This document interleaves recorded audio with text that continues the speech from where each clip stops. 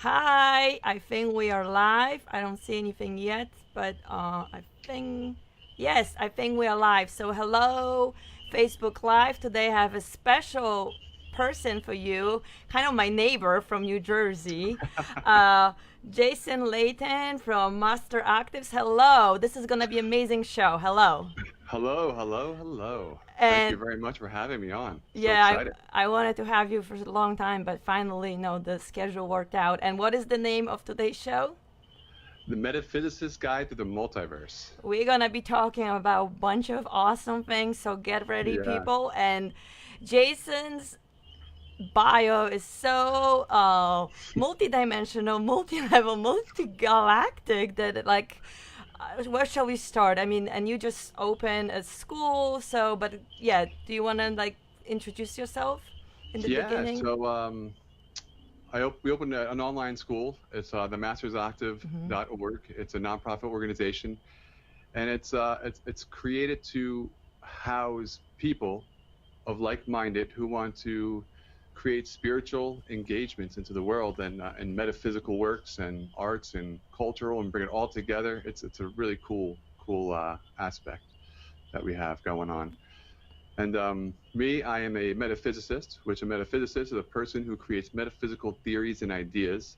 I am also a hypnotherapist because understanding how the subconscious mind works, I believe, is the most important ability to really make changes in our reality. And I'm the creator of the Soul's Dream course. It's a 7 lesson, 7 hour free online course that explains the nuts and bolts of the matrix from the beginning to the completion and everything in between. And I received a lot of that information through my years of channeling dreams, meditations, and going into other researching in other avenues. Um, and that's pretty much the synopsis of the whole entire course. But it's really great. It's my culmination of my work for the past 25 years. So It's amazing, and yeah, I cannot wait to have a session with you as to go under hypnosis because that's one of the modalities that I haven't tried. And as for many of my viewers know that I'm struggling with the seasonal allergies, I tried a lot of different things, and so I'm very excited to to try the hypnosis with you. But yes, check it out, guys. This course is incredible. He's covers so many topics, and it's put it. You, Jason, you are a natural born teacher. You put everything in such a precise way, but also for beginners, medium, like yeah. multimedia, and for advanced people.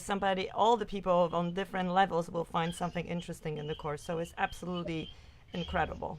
Yeah, that was my idea. My idea was Hmm. to start the course off very, very basic, like build the foundation of understanding our reality, and then really moving into a highly advanced understanding, which from lesson 5 to 7, I'm pretty sure not too many people, doesn't matter what their background is, have touched on that information because that information has been lost to us for a long time. And it's just starting to cycle into our reality again. We're starting to remember who we are. We're starting to awaken, right? The awakening process, the ascension. We're starting to awaken and remembering who we are. So that information's been lost for a very long time. And I had the experience probably in 2008 when I downloaded all that information. And I've been searching since 2008 up until last year, trying to find people who understood what I was experiencing at that time when I had that experience. And there wasn't many people that I found. But yeah, lesson 5 through 7 really ties in very, very deep understandings of who and what we are, how the stars work, what the stars are, what we are, and how we're working. So really exciting things. But the first few lessons are very basic. I mean, it's just understanding energy and how energy works within us and around us, and how everything is made up of energy. So I bring it from the basics to a very complex understanding. But And then every other week we have a Q&A. So every other Wednesday I do a live Q&A where people come on and we have a conversation about the information that's in the course. So a lot of it's complex and some people don't understand it. So it's good, to get together, create a community, create a group, and just have a great conversation. So it's fun. It's been a great experience for myself and for the people who are involved. But yeah, there's nothing wrong with basics. And sometimes I love like spirituality, all this intergalactic stuff. I was always interested in this, like you, since we were children. But Yeah. yeah, sometimes we can forget about the basics. So it's always good to touch up on the basics. Plus, there's a lot of, I feel like in the last 2 months, there's so many people like one is searching for this information, and I Yeah. wouldn't say waking up because we already, it's like a real learning of the information, because we already, everybody, we knew this in other lifetimes or on another planet. But so it's just very Yeah. interesting. We went to the cruise, yes, on the cruise in January. Well, that was interesting. Oh, that was phenomenal. Yeah, and then we were Uh, there during the super full moon and the eclipse, and was there the energy. Since I came back, I just feel like every day is something. Today I was making a smoothie, and another smoothie, a juice, and I have an angel juicer, and it always makes like faces, and I get an alien today. I'm like, this is perfect. I'm like, this is like a manifestation for our show. It couldn't be better. I never got an alien. I used to get butterflies, monkeys, all this different. For you especially, it was a cute that's little funny. alien. But That's yeah, funny. so let's start from the beginning then. So what is the Matrix? Well, the matrix is a construct for consciousness to have an experience. So the basic understanding of vibration, right? So we are energy. Energy is Mm-hmm. vibration. Now we measure energy by frequency, right? So if you meet somebody like, oh man, that person has good vibes. Mm-hmm. What are we talking about? We're talking about their vibration, right? Or you can just know when someone's a little off, like, oh, I got to hear from that person, because it's their vibration. It's their vibrational frequency that we're matching with. And then we meet somebody and it's like instant connection, because they're resonating on the same wavelength that you're on vibrationally, right? So it's a great connection. So everything is about vibration here. So when we look at the universe, right, the universe is one verse in the multiverse, and there's multiple verses. I mean, there's just an infinite amount of verses, but this universe is based on vibration. It's based on polarity. It's based on light, dark, good, bad, dualistic expression, okay? So we come into this universe so that we can master vibration and become masters of light and sound vibrational frequency, so that we can leave this vibration, this universe, and take that into another universe and create in the multiverse, and understand and be a master of vibrational frequencies. So when we look at vibration, this is a vibration, right? Mm-hmm. Now how fast that's moving is the frequency of that.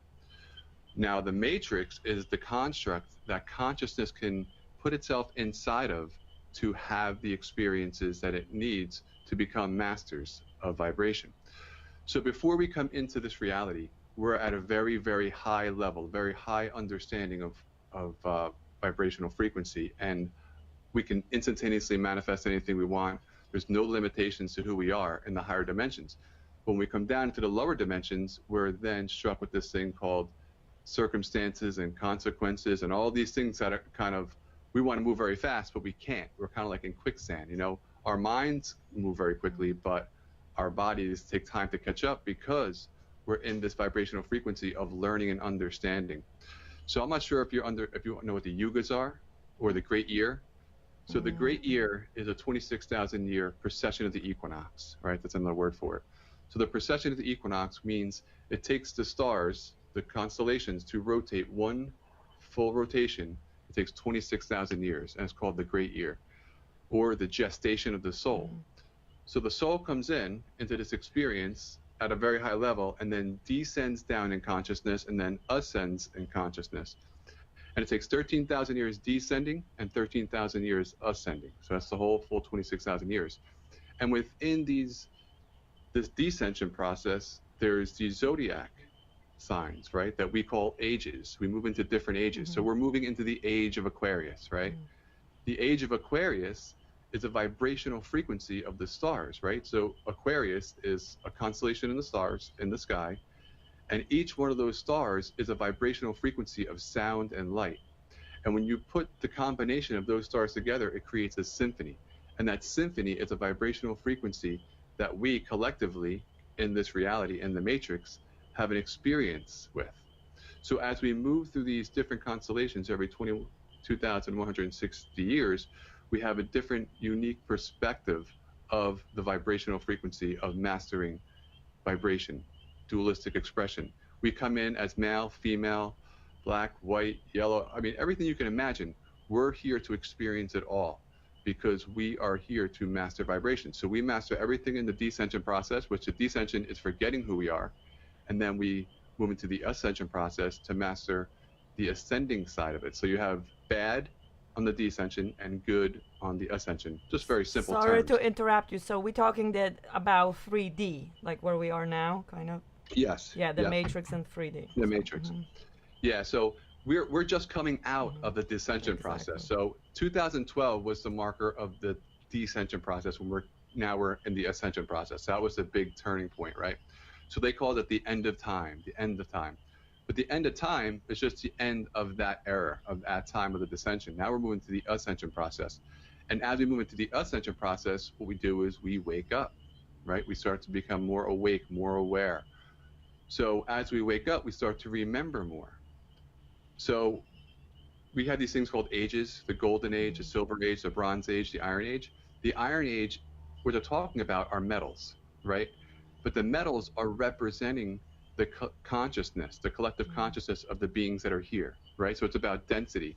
So if you ever met someone, that person, like, oh, that person's pretty dense, right? They just don't get it. They're dense. Well, what does that mean? We're talking about a level of consciousness that they just can't comprehend.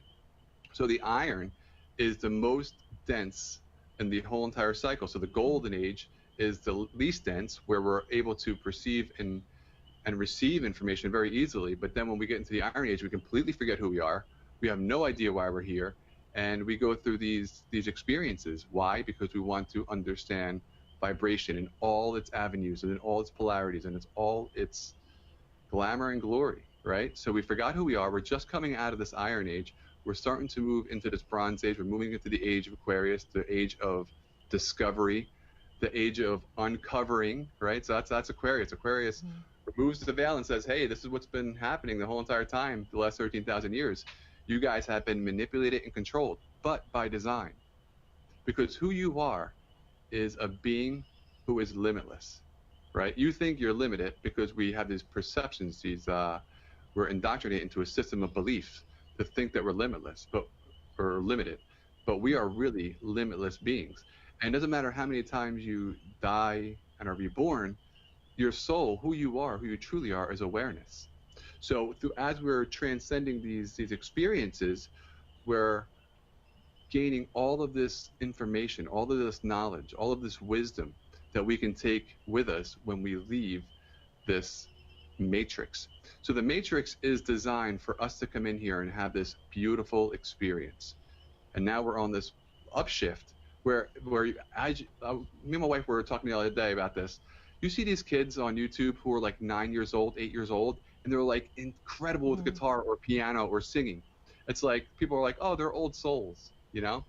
What's happening now is when we're transitioning into the death phase, and then we transition into coming back into the reincarnation, we're no longer forgetting completely who we are.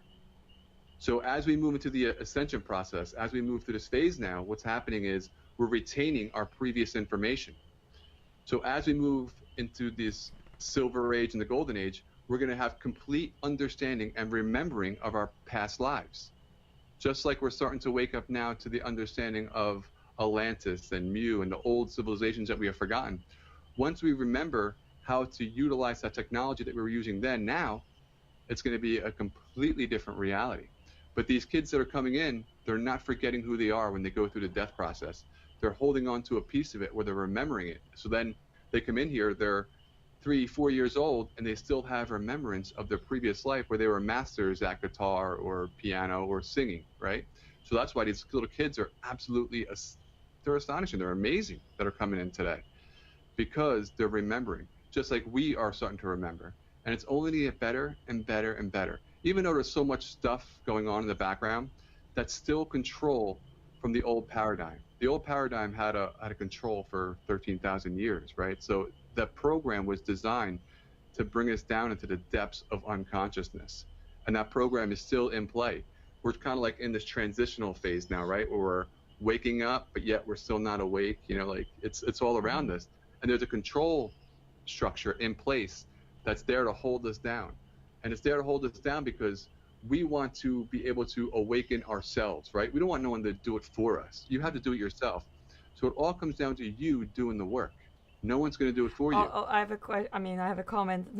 Some people think that other people gonna do it for them, and I see actually that's why we're seeing a lot of collapsing of these gurus and even in politics because and a lot of judgment and people are like in shock because they trusting into other people. No one is going to save you. Yes, no one. You can only do it for yourself, and actually all the people around you is a holographic universe that they are actually a reflection of you, right? So if something is happening that you don't like, you actually, I know it's sometimes we don't want to hear it. Like we made this because we need to learn the lesson, so our soul needs to learn it. And it's frustrating. Like I'm dealing with some lessons myself. I'm like, oh, here we go again. So, but so it's like no one, like as you said, no one is.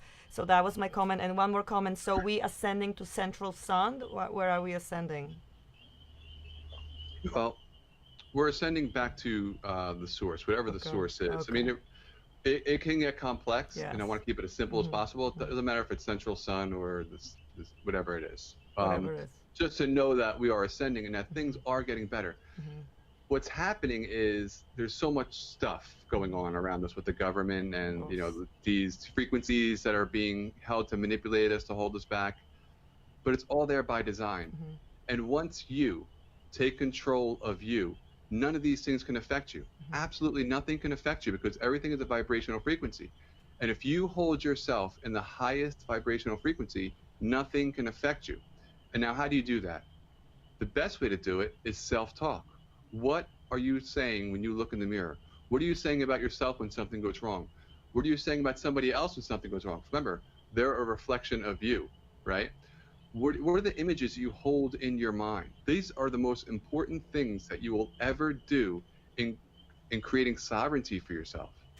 If we keep on looking to the government for security or to be saved, we're never going to get that because that's not what it's designed to do. Really, the government today, if you look at it, it looks like it's more of a control structure than anything else. So you can keep yourself in that control structure or you can release yourself from it. It's entirely up to you, right? The government's there, it's doing what it's doing. It's your call. It's 100% up to you.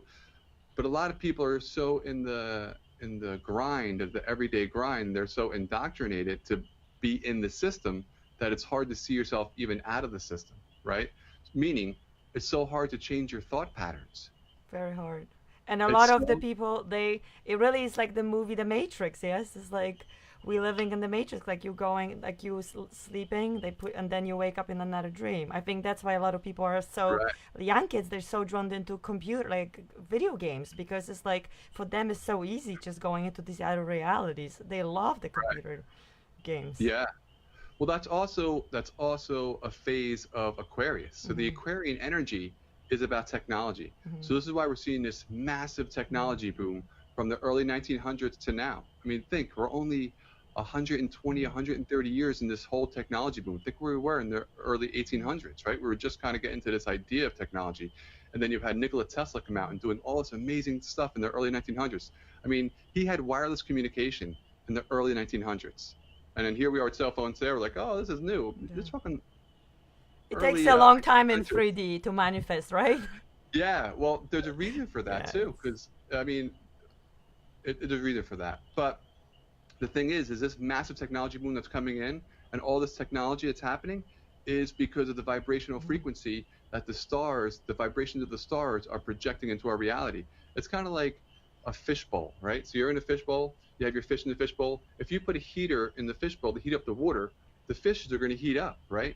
So as these stars change constellations, as they move into different angles and aspects, they reflect on our chakra systems. Our whole entire being is made up of energy. And we have different energy systems within ourselves that are in correlation to not just physical light, right? Not the visible light spectrum, but the whole electromagnetic spectrum.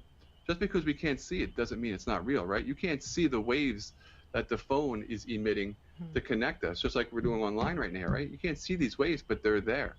Our bodies are so advanced. It's so incredibly amazing how advanced our bodies are, but we don't always say is, oh, this is me, right? The visible light spectrum.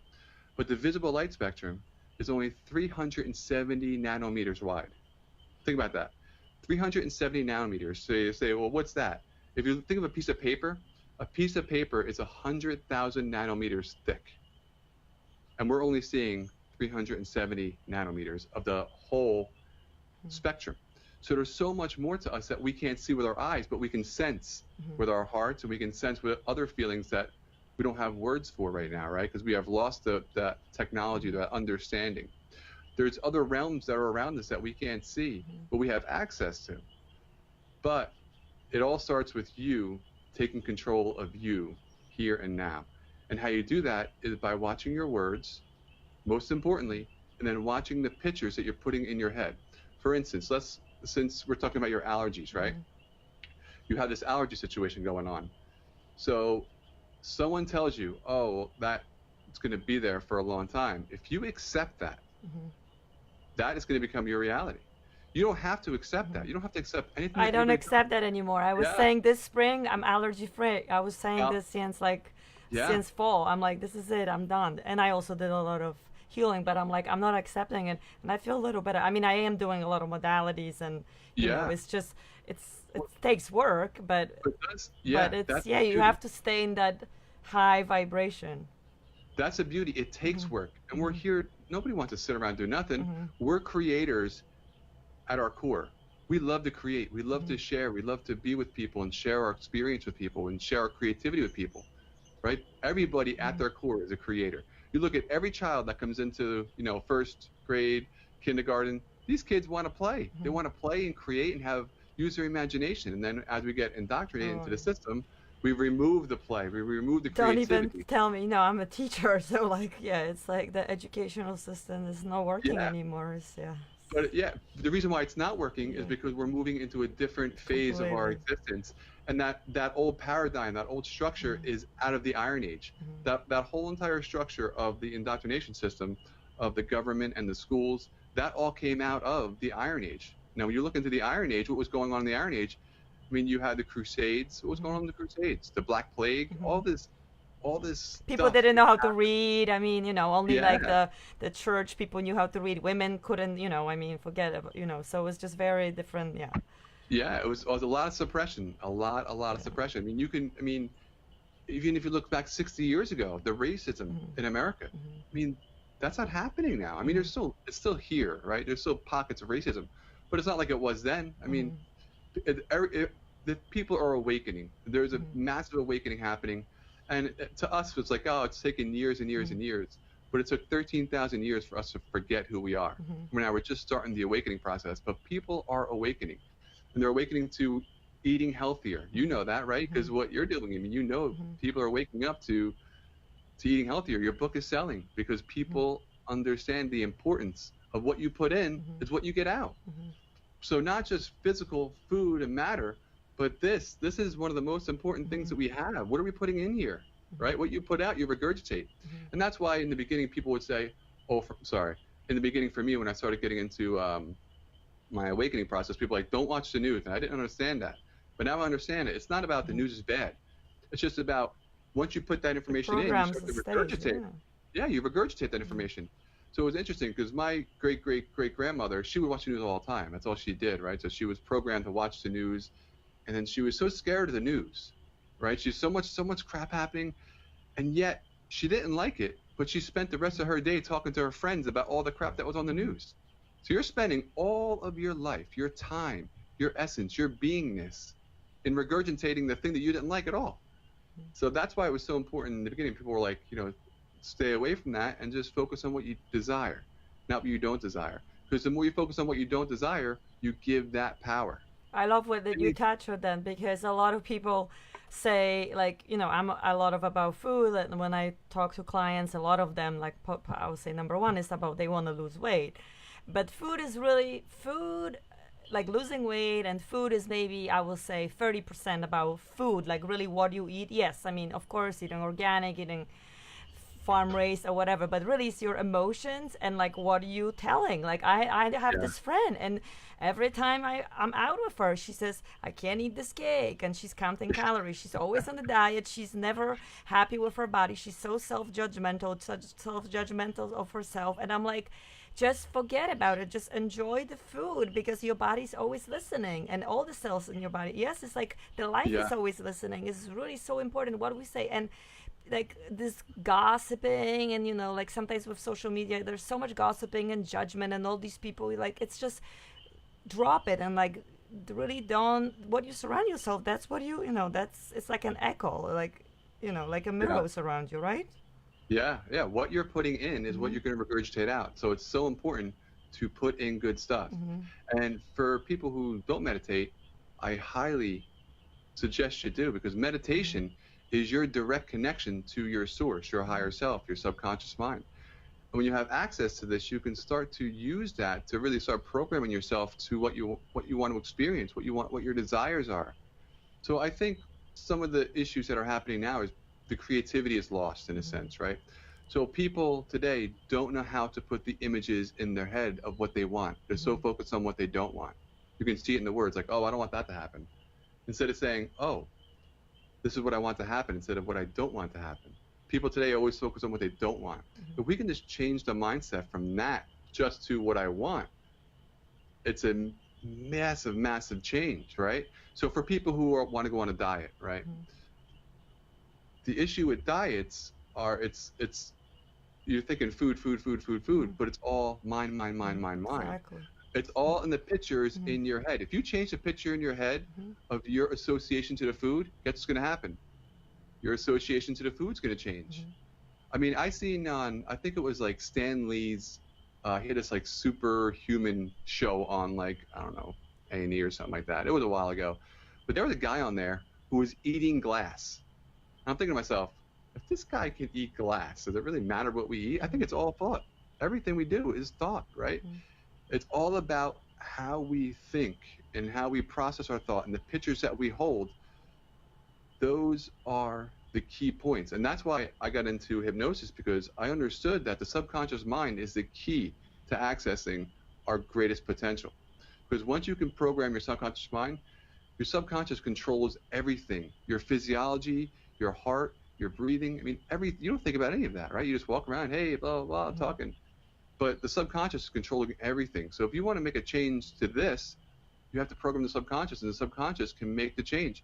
I mean, there are numerous evidences of healings, spontaneous healings, of people being healed. And how does that happen? It happens based on belief, because they go to a healer and they put their belief in that healer and they have that experience. The placebo effect on the drugs that the pharmaceuticals are selling have a 75% placebo effect, or up to a 75% placebo effect, which means 75% of the time people are healed on the placebo. That is incredible, showing the power of the mind. So if we start putting the right pictures into our mind, our subconscious goes, oh, that's what you want, I got it. Instead of saying, oh, this job is making me sick, I can't stand being at this job, I just need time off. Then all of a sudden you get the flu and you have all this time off, but is that the time you wanted off? You wanted time off? No, but sick? Your body was listening to you and said, you want to get off, I give you off, right? Exactly. That's what the mind does. The mind doesn't know the difference between what is reality and what is not reality. For instance, right, this is like the whole mind thing of the lemon, right? So if you were to imagine a lemon in front of you, you're holding a lemon in your hand right now, and just think about, am I supposed to do that? Eating. Just think about it. Just think about putting that lemon into your mouth right now. And when you bite that lemon, you're biting that lemon, you can feel the saliva starting to generate inside of your cheeks here. I feel already, because I love lemons. Yeah, but you know it's like your whole physiology changes, and there's no lemon here. It's just based on a thought. So your body is then being prepared based on a thought that you're having. So what we're telling ourselves, our mind, our subconscious mind, will bring us. It'll manifest that experience for us if we're clear and concise on exactly what it is that we want. So in my course, I talk about, I believe it's lesson 6, about the I am presence and the infinite and the finite. The infinite is all possibilities. So our friend Marina Jacoby, she talks about parallel realities and alternate timelines, right? I would call that the infinite. Well, anything that could exist already exists in the infinite. Now, in the finite is where we experience single things, right? So we have our ability to experience one thing at a time, whereas when we live in the infinite, the source, God, whatever you want to call it, you are all that is. So you can't experience one thing at a time. So we created a place of the finite, of expression, where we can have laws and experiences called the matrix, right? So we pull from the infinite into the finite to have the experience. So everything that you can imagine already exists. But what you have to do is become a match vibrational frequency. You have to become a resonance to that experience and bring it into yourself. So our hearts are huge magnetic generating devices. Now, if you look at heart math, they say that the heart can be measured up to 12 to 13 feet around the person, the magnetic vibrational frequencies, right? Our hearts are so powerful. So what's happening is we have these 7 chakras, right? We have our 3 top chakras, our 3 lower chakras, and we have our heart chakra in the middle. If you look at our 3 top chakras, right? We have our crown, third eye, and our throat. These are all about communication, right? So they're very high vibrational frequencies. And when you look at the colors, you have ultraviolet, navy blue, and light blue, right? Now, if you look at the color spectrum of the visible light spectrum, ultraviolet's the highest vibrational frequency in the spectrum, right? In the visible light spectrum. And then you have infrared, which is the lowest. Now, if you look at our 3 lower chakras, you have our root chakra is red, right? It's a very slow vibration. Our emotions are very slow, where our thoughts are like this. So you have 80,000 thoughts a day. But once you tie an emotion to a thought, that becomes your reality. And we lock our emotions into our heart, and we lock our thoughts into our heart, and then we project that into our reality. That becomes our experience.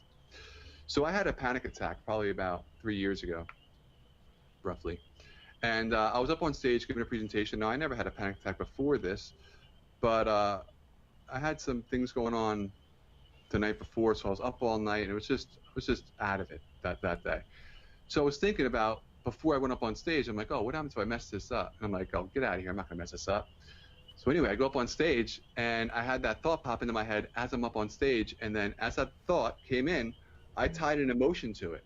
Once I tied an emotion to that, it became a feeling and manifested here. And my whole physiology just changed. Boom.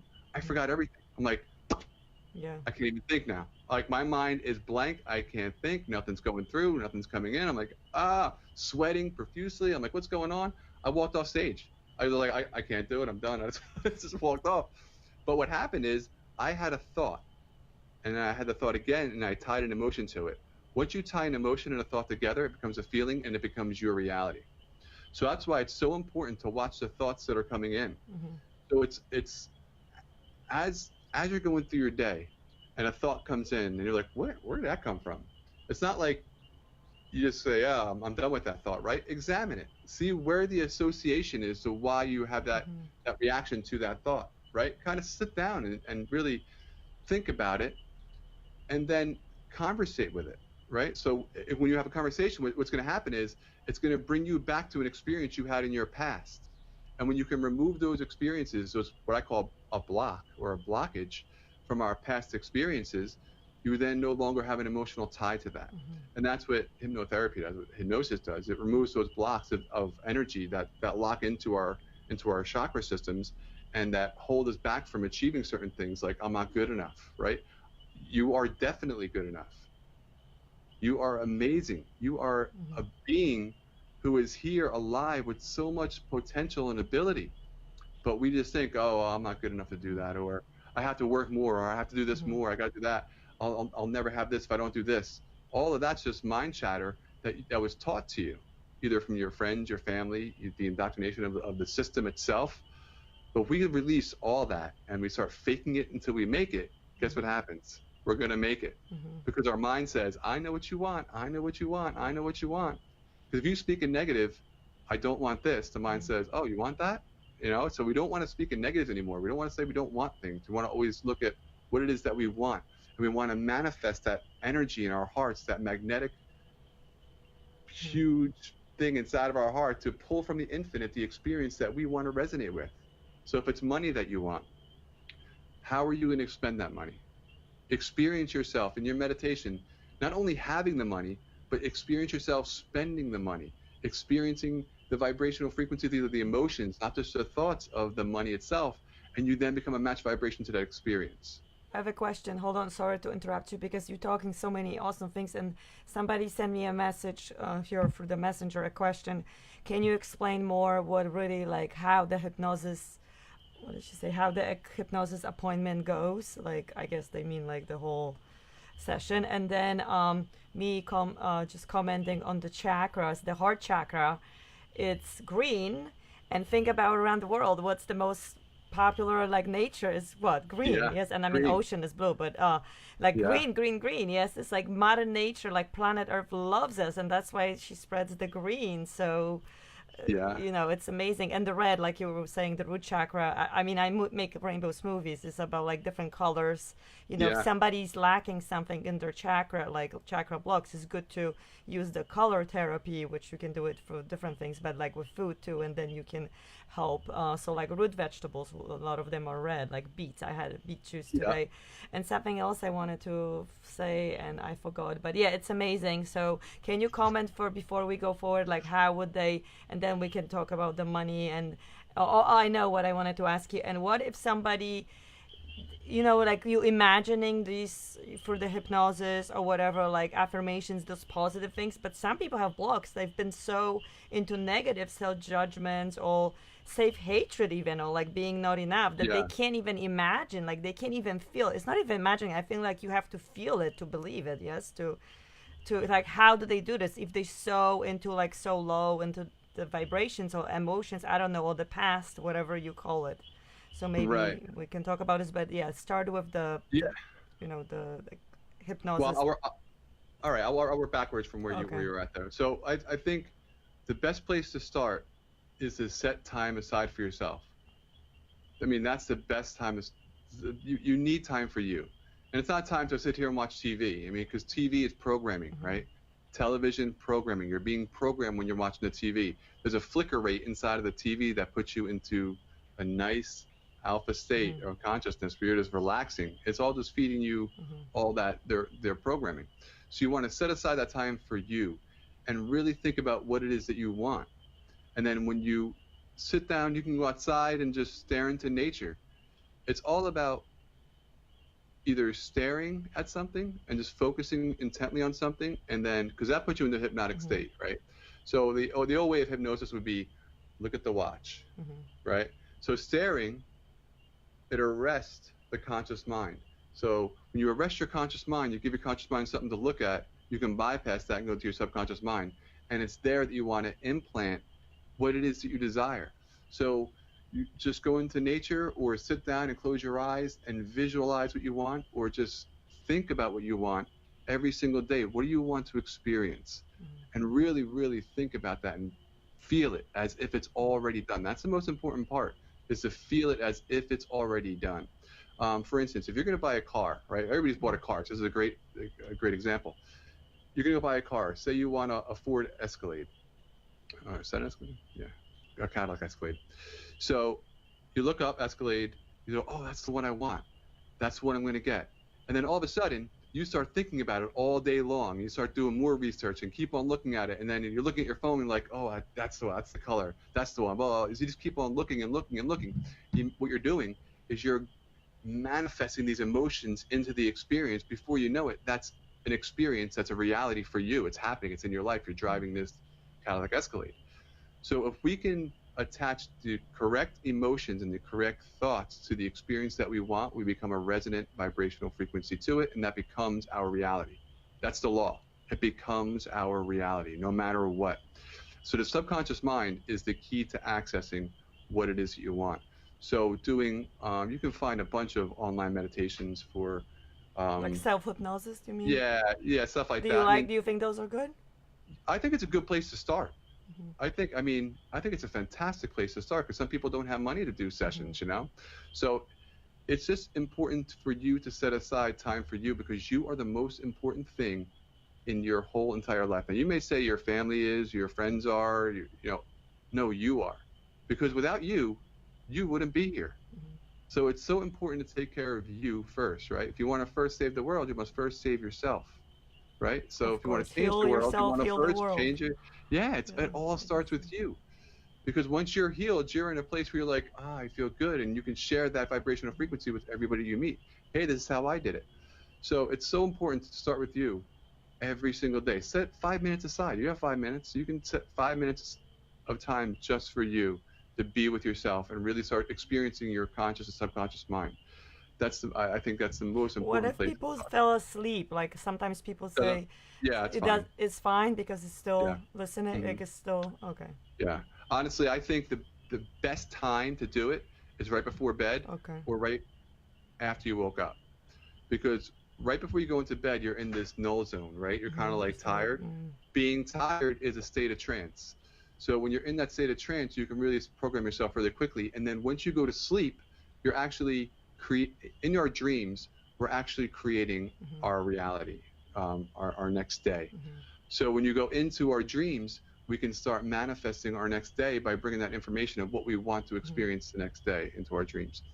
And then when you wake up, you come out of your dream, you're kind of like dazed a little bit, you're kind of tired still. You're still in trance in a sense. You're still coming from the other reality, the other realm. So it's a good time to sit down and just take a quick, whatever it is that you desire to manifest for that day. What do I want today? What do I want to experience today? And start programming yourself for the day that you want to experience. So before you go to bed, take 5 minutes and think about what it is you want to experience tomorrow. And then once you wake up, think about what you want to experience that day. And it's good to do the same thing, kind of, you think beneficial, like similar to like get into the pattern if somebody doesn't have those healthy patterns, I guess. Right. Yeah. Yeah. I mean, it depends on what you want to manifest, right? How big is your manifestation? I'm just saying in general, speaking to that person, you know, and answering what she asked. Yeah, definitely. Okay. And then if somebody wants to hire a professional like you or you know, somebody else, how would that look? They lay down or? So you could do it in person, which is, I think in person is the best because you can really see the nuances in the body to kind of direct them. But Skype or what's the other one? Zoom. I like Zoom actually better. Is good too. But it's probably about 45 minutes to an hour session, hour and a half for some. And then what I do is I create a tape, so a personalized tape. And what I'm working on now is I'm creating this thing called, I think I was telling you about this, right? Yeah, so my idea was to create meditation scripts, right? So you have medication scripts. So my idea was to create meditation scripts for individuals who need help in certain areas, be whatever it is. You want to get rid of something, you can get rid of something. If you want to bring something to you, you can bring something to you.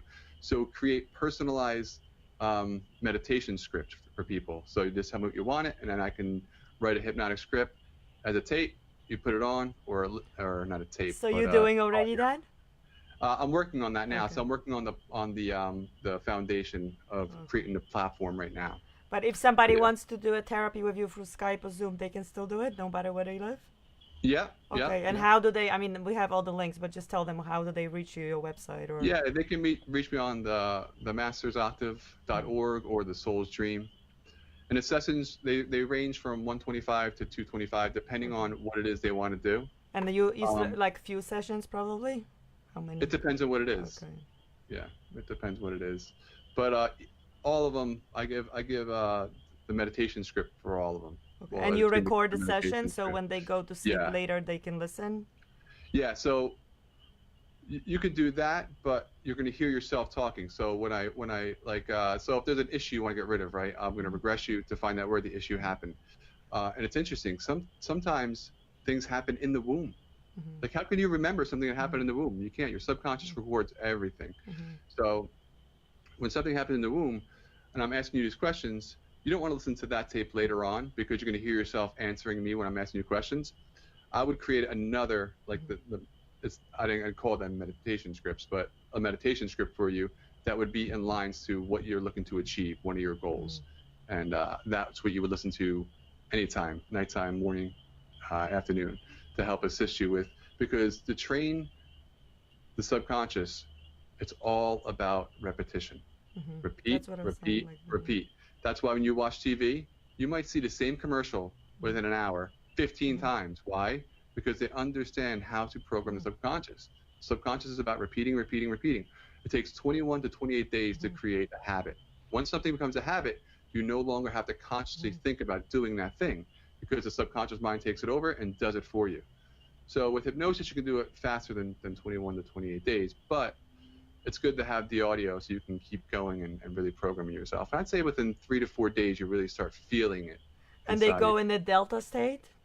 Is that what it's called? No, I don't go delta. Like that's Dolores Cannon would go delta. Okay. Yeah, so Dolores would take you, you'd wake up and be like, what happened? All right, here's your So tape. people are asleep when they're doing this, or they still kind of like? No, they're aware. Okay. They're aware. Yeah, I don't go. For me, I don't feel the need for delta. No, it's more. It's an engagement. We're working together, really. Okay. Yeah, because I think it's important that you hear your own thoughts, because I'm not going to tell you what's wrong. You're going to tell me what's wrong, but not your conscious mind, your subconscious mind, because your subconscious mind has all the answers. It records everything from every single lifetime. So you can have blockages that happen in a previous life. You can have blockages from, like I said, in the womb, right? So these blockages aren't consciously available to us, but once you go to the subconscious and I ask you certain questions, you remember. You're like, oh yeah, this happened there, this happened there. Oh, that's the reason for this happening here. And then we kind of regress through the whole entire process and then change it. Once you change the image, once you change the picture in the subconscious, the experience changes. So all these blockages, we just remove the blockage, no longer there. And you can easily move through, because we're here about being energy vibrational frequencies. We're able to move through this matrix, this energy vortex that we're in, effortlessly. But it's all taking control of you. So some people are harder to hypnotize than others? No. No? Not at all, no. Some people think they are. Okay. But well, they very in control, like they don't want to let go. I think, you know what the misconception is people see like the scary, like you're gonna take something from or... Yeah, well that's there too, but I mean from once a you get horror report, movie, I mean, like like once you get the report, somebody knows, the energy you want to resonate before you even get into it, right? So you want to have that safety thing there, but really I think it came from like the comedy shows, like, oh, you can't make me bark like a dog, or you can't make me do that. They use the yeah, right. But the thing is we are in trance. I would say 40% of our day we're in trance every day. When you're driving, oh yeah, sometimes I'm like, did I brush my teeth? Or like, did I lock my house? Like, it's just automatically. You just drive 3 hours. You're like, oh wow, I'm here already.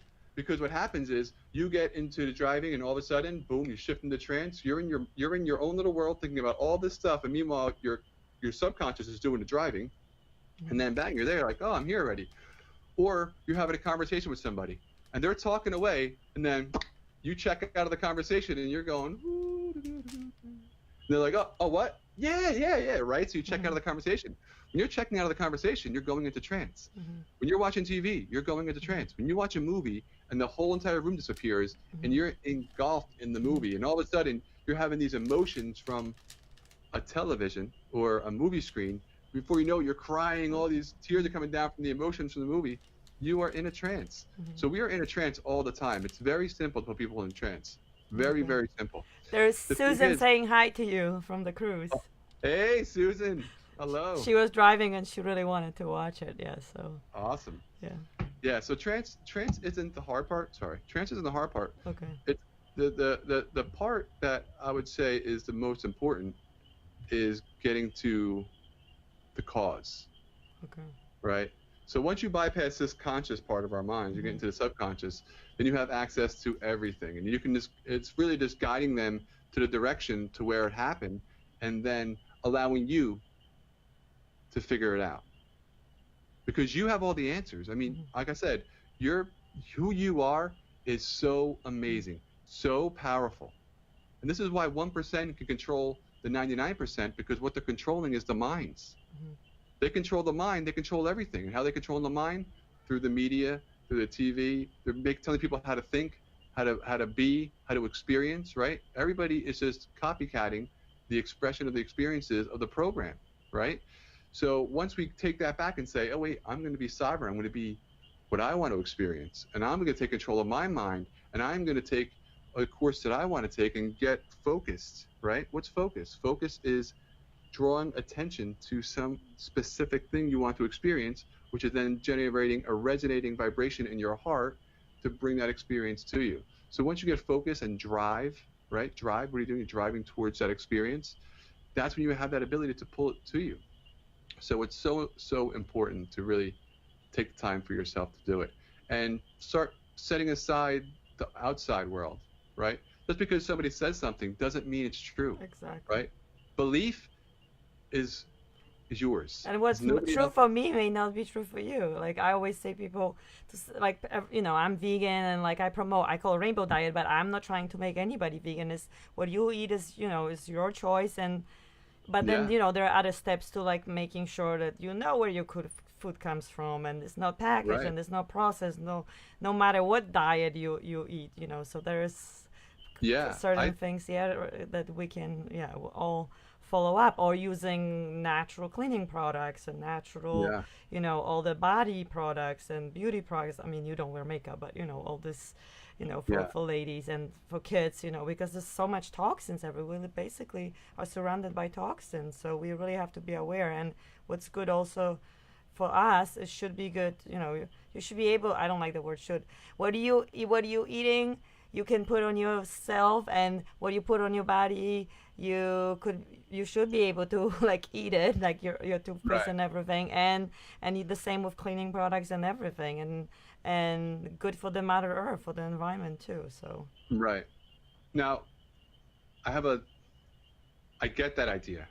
right? But I have a different idea. Okay. I believe that everything is a vibration and a frequency. Oh yeah, it is. It's energy. And that I give it meaning. It's me. It's my belief and my meaning. So if I say something is toxic and bad, I then give that power to be toxic and bad. Oh yeah. I'm gonna take it. So I had this idea when the first vegetarian idea kind of came to me, to my experience in my life. I always thought that it's just energy, and people were like, "Oh, well, you eat that energy and you become that energy." And I understand the process of breaking down the molecules in the stomach for energy, right? So we're eating something for energy. But what if you hold a high resonance at all time? You are at that high resonance. Whatever you eat, it's going to always raise to the highest vibrational frequency. Doesn't matter what it is. Like that guy eating glass. That gentleman was eating glass. No, I completely agree. Yeah. And there is another point, like sometimes clients ask me, but what if I cannot afford organic? What if there is nothing healthy to eat? I always say, like, bless the food, have them mindful, like, you know, you're trying your best, you know, like exactly what you think is going to become you. So don't judge it. Don't.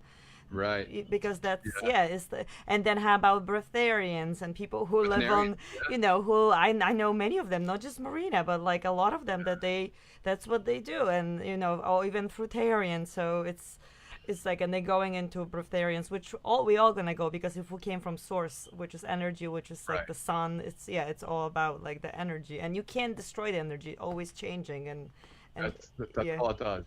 There's a cat. Cat came to see you. One of the cats. I have three. There's sweetheart. What are you doing? Eating? Yeah, I think she heard you talking about energy. No, I agree what you said. Yeah. So I mean, it really comes down to our belief in the thing, right? We give it energy. So if I can convince you that this glass is going to absolutely change your life, this glass is the most unbelievable, life-changing glass, and that if you drink from this glass, it's going to change your life. Now, if you believe that, guess what's going to happen?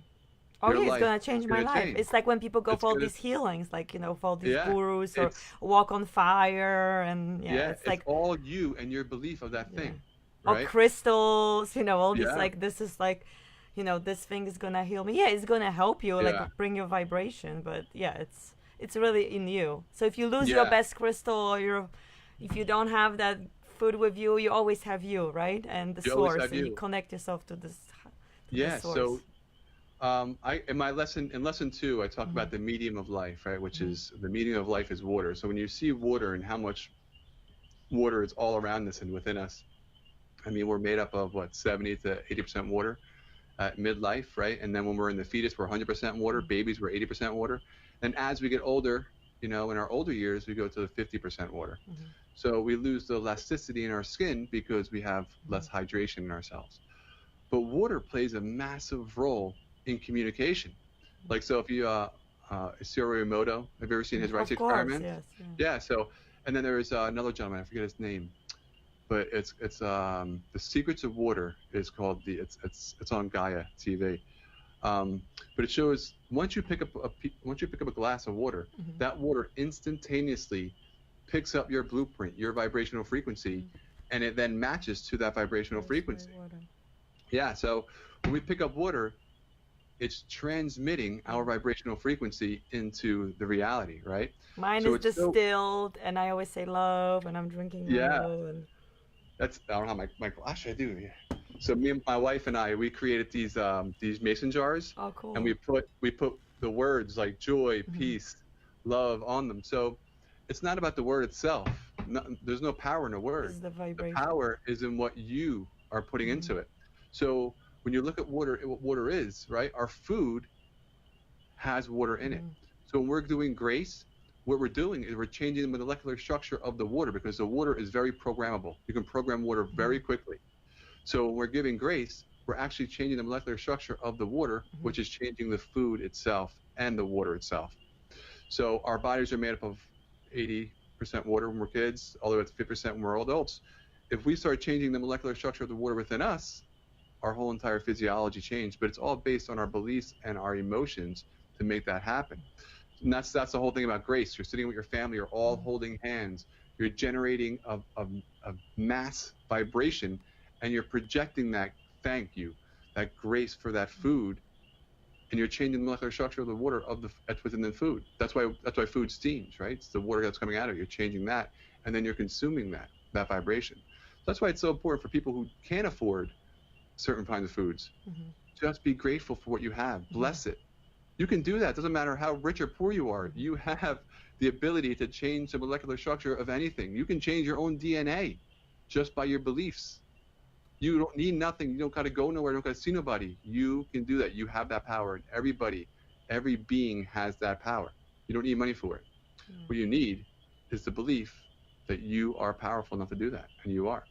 And if you have some seeds, and that's why I always say, especially fruits, or because when you have a seed and you put it in the ground, it's gonna grow, and you're gonna have a plant, you're gonna have a tree. If you put a hamburger or French fries in it, nothing is gonna grow. So it's like, and you don't have to be rich to, you can just grow like in pots or something. So community gardens are so, so good. Like, even in the places, because I know there are places even in this country that it's all fast food. There is nothing, like and they building all these community gardens with schools, which is amazing. And going back to the water, do you know Ho'oponopono? The Hawaiian, thank you, I love you, please forgive me, I'm sorry, but you can do it. So he says in a blue bottle, you put the water and you put the words around it, and then it brings the frequency, and then you can like wash yourself with it and like cleanse and really hold again with the water. It was so funny. I was interviewing, I think like a few weeks ago, my friend Kevin, and he plays this amazing instrument made of kind of like a gourd, and then has the thing, I forgot the name.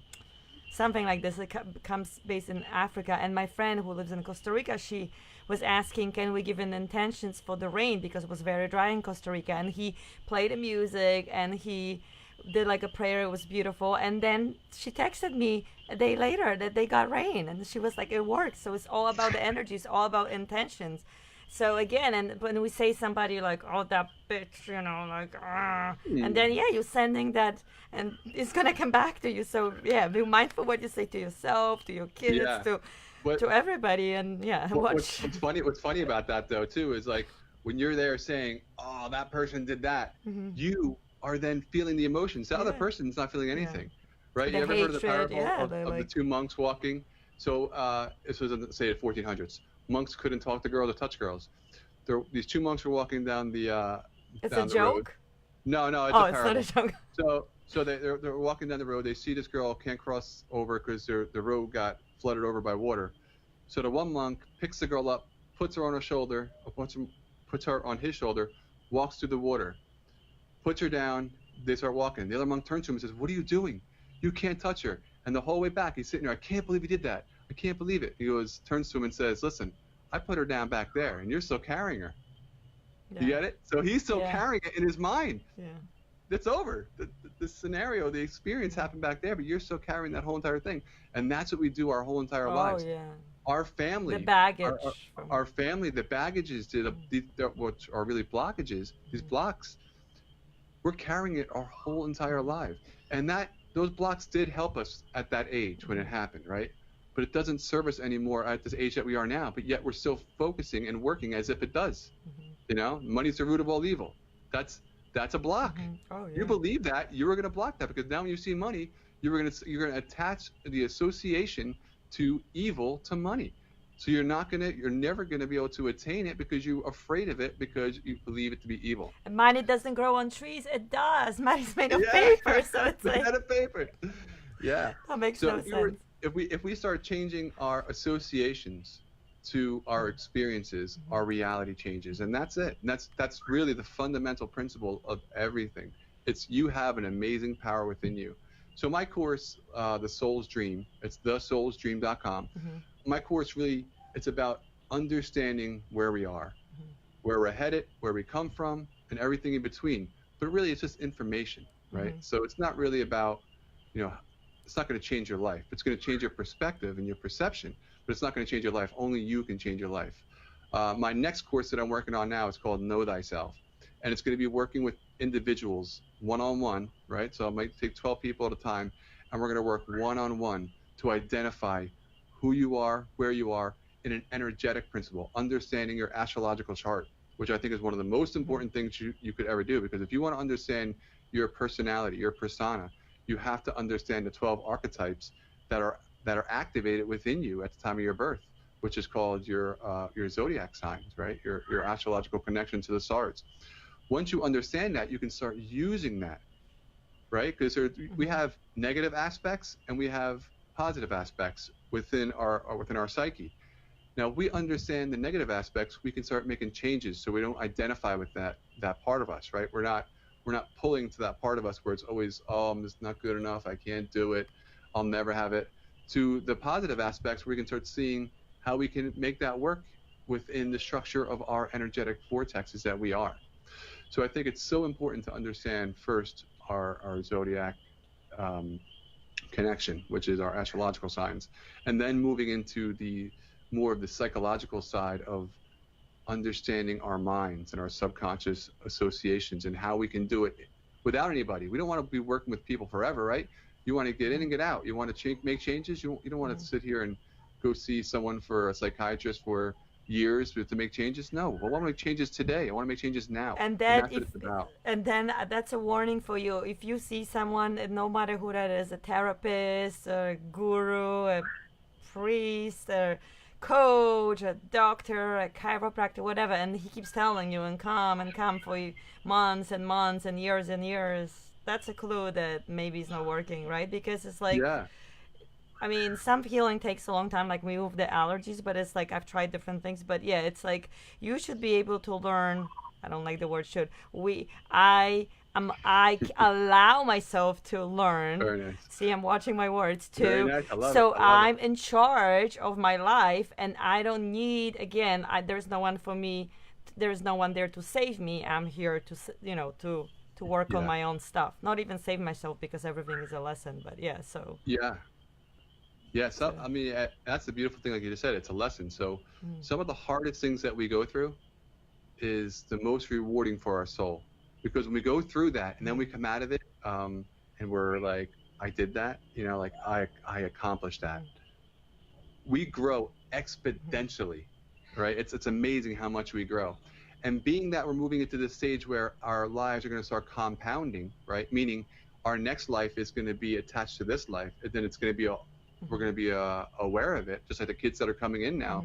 These kids, more and more, we're going to start coming in, and they're going to remember their past lives, and they're going to be like, we're going to consider them to be geniuses, right? But they have a connection to their past life, which we are going to have that very soon as well, because we're not going to live forever. We're going to be here for another 50, 60 years, and then we're going to transmute and then come back. And then some people say, I don't want to come back to this. This place is not fun. I was going to ask you about this. Yeah. And the best part is we took 13,000 years to forget who we are. And now we're starting to awaken, You're about to leave the party before the party even starts. Now is the best time to be here. And we chose to be here, right? Time. Oh, we are in the best time right now. Even though we have so much shit going on, and the control factor, that's all an illusion, because you are an infinite being who cannot die, because you are pure awareness. You are pure energy. You will just transmute, right?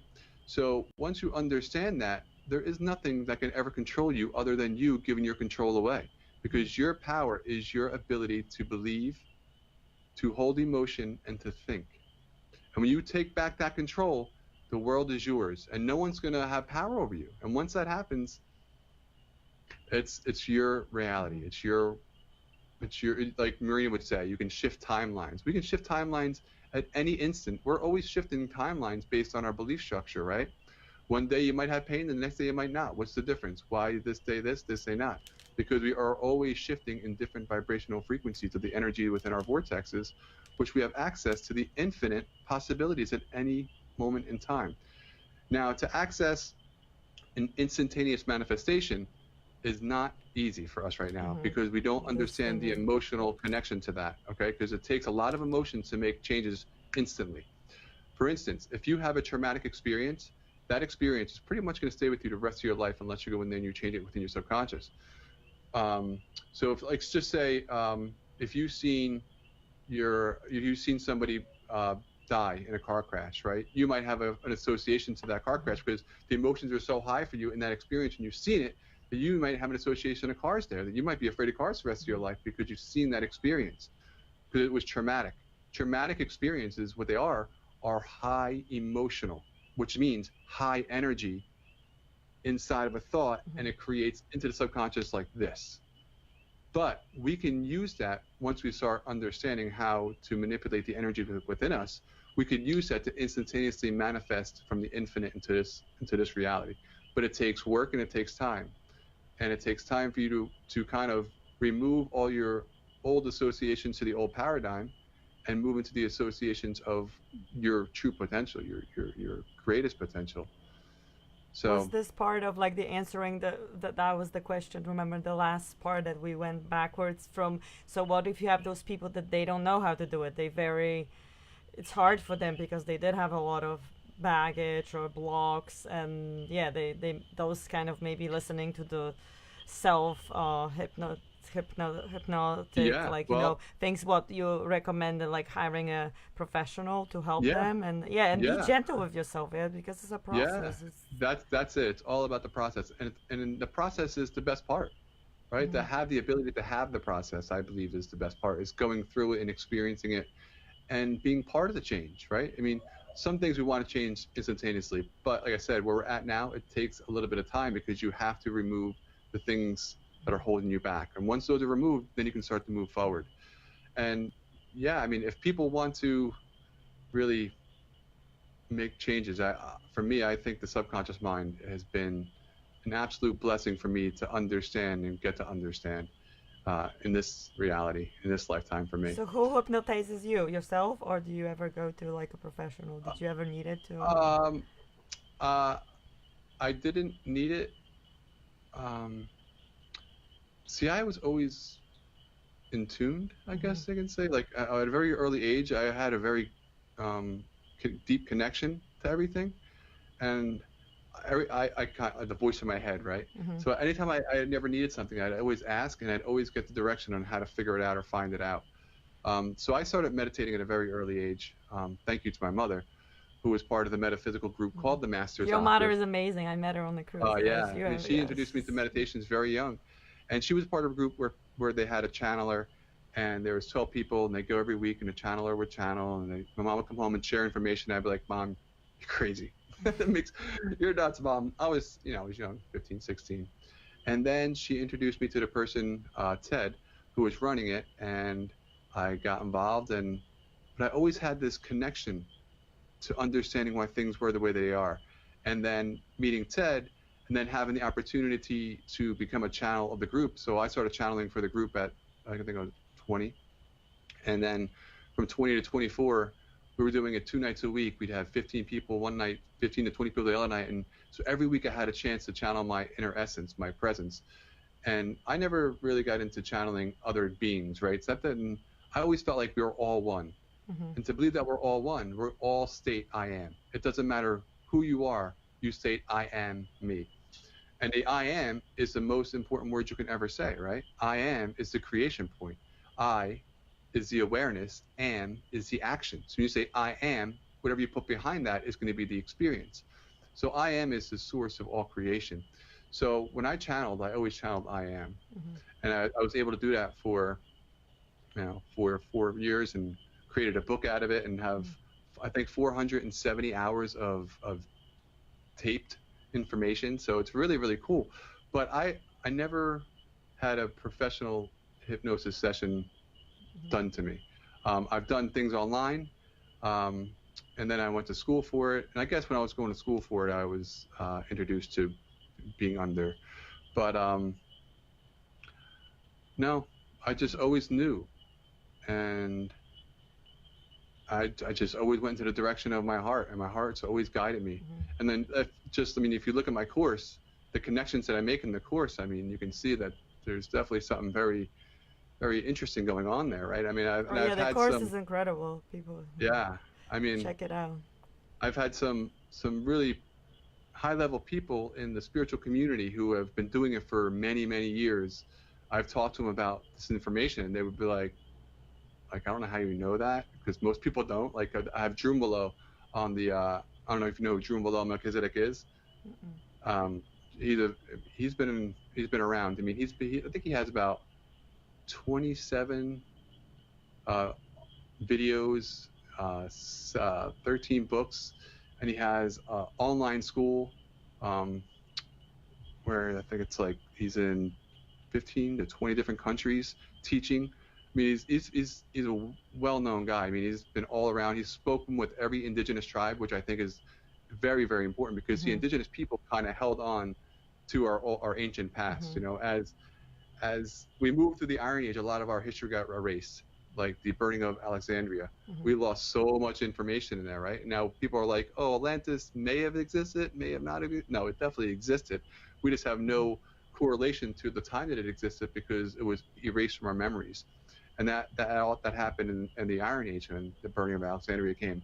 But our heritage and our culture of our existence, the indigenous tribes held to that, and they had that information. So for him to be able to have those experiences with all the indigenous tribes around the world, and then I had a conversation with him, and he says, Jason, I mean, what you're talking about, nobody is talking about, and you have to understand this information to get into the next level. That was a huge confirmation for me, because I was just like, wow, it was a great validation to really make me jump forward. And that was 2012 that happened. But what he's talking about is you have to understand that you are creating your own reality. You can't go into the next reality where the vibrational frequency is higher, and you have the ability to instantaneously manifest. Because if you have the ability to instantaneously manifest, and you think of an elephant sitting on you, guess what's going to happen? Elephant's going to sit on you. So you have to have control of awareness. You have to have control of your thoughts. You have to have control of your energy vortexes, your beingness. And it starts now. It doesn't have to start tomorrow. The next day, it starts now. Just by you watching your words and watching the pictures that you're accepting inside of your mind. If you don't like the picture, change the picture. That's what NLP is about, right? So neuro-linguistic programming, it really goes into how to change the picture. And it's very simple. Maybe you were saying earlier, maybe we can get together once a month or something like that. Maybe we can do some principles, some practices, and do some like small little meditations to get people to play. Yeah, something practical I think would be awesome. I was just doing this one of the schools I work is a special ed school on Fridays. We were I don't know where this came from. They were doing this artwork, and then they wrote their name backward by accident, and I said, and they were like, oh, I have to erase it. I'm like, no, it's so cool. I'm like, let's all write our name backwards. My name backwards is, I can't even pronounce it. But then I'm like, let's make a project out, because they were finished with this project. I'm like, now write your name backwards and imagine this, whatever, Rukanu, or they were like, sounds very like alien starseeds. Like, imagine what this person would look like, or alien, or whatever, dog, and what would they eat? And it was a fantastic, project. They really loved it, and I did it with many classes throughout the day, and it was so fun. And I'm like, that's a cool. Like, I think I'm gonna incorporate this in my, coaching with like people when they have blockages with food, like to just humor is so, and it's just to like use, the left side of the brain, the right side is just, make it like shake it up a little bit. I likes to shake up things, Yeah. but yeah. So. Yeah. Anytime you can incorporate the imagination, I think it's wonderful, because the imagination is it's our greatest ability to manifest, because you can imagine anything. And then once you can imagine it, you can then create an emotion to experience it, and then it vibrates and becomes a reality. So the more we use our imagination to create things in our heads, like just like you're saying, write your name backwards, say what it is, and then create an association around it. And they're using their imagination because it doesn't exist. Yeah, but they wanted to erase it, and I'm like, and they were so upset, and I'm like, there are no mistakes. So like, it's so cool. They're like, how is that cool? It's stupid. I'm like, no. Yeah, but you took that experience and you made them use their imaginations, and then you started attaching experiences to it, which is so important. That's so awesome. Fun. It was so fun, but yeah, it's that's like so cool. There are no mistakes, and especially I think adults, we always want everything so rigid, right? And I think those games are really, really cool. So talking about starseeds, I have a question for you. So you're saying astrology is very important, for people to understand like where they come from. Do you think like knowing now there's so many people like finding out like their starseeds roots from their another planet, and like you think it's important, or sometimes I even see that in the spirituality circles, many of them they don't want to be here in this dimension, in this 3D. They want to they want to ascend. So like, what's your perspective on that? Yeah, well, there are some beings who are coming in that don't want to be here because they have an affinity to the understanding that something is not right here, where it's right, but it's just not right from the understanding of the vibrational frequency of absolute freedom. Right. So you come down here, it's like, I'm not free. I'm so like, everything is just constricting me, pulling me down. And for some beings, that's very hard to break through. Right. But it's all about going through the experience and breaking through that, because that's what makes you stronger. That's where we're coming here for that experience. But some starseeds are coming in here at this time to assist with the awakening process. Right. So it's not, they don't have to do anything really. They just have to be here. Their energy, their vibrational frequency of just being here is assisting with this wave that's coming in now. And it's through that wave that's going to help them and everyone else really start moving into this understanding that we don't need this old paradigm, this old structure that no longer serves us, because some of the starseeds are like, no, I'm done. I'm not dealing with any of this. I'm just not, do what you want, like they just don't care. Like they have no care, which collapses the system, because the system needs you to care. And if you don't care, the system collapses, because the system needs people's minds, right? Once they have the mind, they have and the new starseeds don't give that up easily. But then again, some escape through games, right? So the games can be a huge escape for some, because their imaginations are so vast. The gaming is so fast that it allows them to be manipulated through the controlling of how fast the experience is, the frame rates. And no limitations, yes, like being So, but it's all beautiful. I mean, it's all by design. Our experience is created, right? We are in creation. Everything that we experience is created. Therefore, it's already done. We're just experiencing it. I have in my in lesson 7, I have I think it was on the BBC. I forget the actual name of the gentleman, but it's lesson 7, where he shows that our subconscious mind chooses 6 seconds before our physical body makes an action.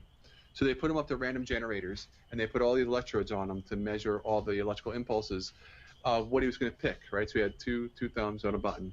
You're either going to pick right or left, red, green, happy, sad, right? So he's hooked up to this. So he's pushing these buttons as he's going along, and it shows that inside of the mind, the subconscious is actually lighting up 6 seconds before he actually pushes his finger, before he even sees the image, which means our reality that we're seeing is 6 seconds behind the subconscious mind, showing that there is at least a 6 seconds predetermined reality that we're experiencing here in this reality. So there's a little bit of a lag that's happening, which means it's kind of like it's a very nice release, right? Because now we understand that we're in creation. We can start participating in creation and drawing the experiences that we want to experience to us. So my last week's Q&A on the soul stream, someone said, so if life is predetermined, what's the point of manifesting, right? Which is a great question, because That's what if I it's was gonna predetermined, ask. Is it yeah, predetermined? well, Like, yeah. So it's a very fine line, right? But the manifestation is you, right? So when we look at time, we look at linear time. We look at this, but time is only the measurement of two objects, or really, time is the measurement of the heavens. Really, our existence is cyclic. It's a circle. So every moment we're in a cyclic rotational energy vortex where we're manifesting our experience based on the previous experience. So it's not a linear experience, it's a cyclic experience. So our whole entire day is created by our previous night's return home. When we go home, we're going at nighttime. So think about this. If you're 30 years old, you have slept 10 years. Think about that. That's insane. I know. 10 years of your so life. much time sleeping. Yeah. And now we say, oh, sleep, you're just rejuvenating. Absolutely not. Sleep is you're returning to your higher self and you're creating your next day. And the reason why some people do remember their dreams and don't is because of the level of the vibrational frequency in which they go up in dimensions. So if you have an experience where you're dreaming and say you're flying, that's a fourth, fifth dimensional reality. So you're in a fourth, fifth dimensional space-time in a sense. But when you go into like these higher realities, into the seventh or eighth dimension, it's an energetic experience where our bodies are more light and our vastness of understanding is far greater than it can be here in this density of this reality. But we can't take that information back down with us. So we say, oh, nothing happened last night, but you are in full gulf into the expression of the infinite experience manifesting your next day. And then our higher self creates it and it puts all this energy in front of us, this light, sounds, frequencies, and vibrations for us to have this experience that we're experiencing. So it's not about a linear life, it's about a cyclical life, and that every day is a new day, and that it's based off the previous day that we create our next day. So there are certain things that our soul wants to experience, but it's not on one timeline. There's multiple timelines, and we can pick any one of those as we go throughout our day and our night. And that's kind of complex, and I wish I had a better way to express that. But it's the easiest way I can say is just look at life as a cycle. Every day is a cycle. It's not a linear path, it's a cyclical path. Are your kids, because you homeschooling your kids, which is really cool, so are they into those kind of things too? Are you creating a program with... Yeah. How old are your kids? 13, 17, and 21. So my 21 lives in Jacksonville with his girlfriend, and he's working now. So he's in and the 17-year-old, he's living home, and the 13-year-old. So it's very fun. So yeah, so I created the Soul Stream course, and they were my first students. So I'm like, all right, guys, here you go. Tell me what you think. And we do a lot of like different things in schooling. So we do a little bit of academic stuff, but we do a lot of stuff that I feel is more important than the academic world, like body language. Like body language is 90% of our communication, but yet we're not taught that. But if you understand body language and how the body works, when you're talking to somebody, how to be open and not closed, and to see where their subconscious mind is, because the body language is all subconscious. So once you understand their subconscious mind, you know exactly where they are. So paying attention to their body and not their words, you're going to know exactly where they're at. And we all know body language at a unconscious level. Right? You can see somebody and kind of know if they're upset or if they're happy, right? Or if they're lying, or like... Yeah. We kind of pick up on these nuances because it's hardwired within us. So I teach them how to use their body language and how to read body language, because it's so important. I mean, it's 90% of our communication. So I teach them stuff like that, and then metaphysical theories and ideas, and then I also teach them hypnosis stuff. So what do they want to experience? And then not so much Elijah, he's a 13-year-old, but my 17-year-old I kind of go into on how he can do it himself and do it with others, where the 13-year-old, he's like, his mind is kind of there, but not there. He's kind of like, at that age, you're kind of, but I teach him the principles now, and as he gets older, I'll teach him how to do it to others. And that's so it's fun. fantastic. Yeah.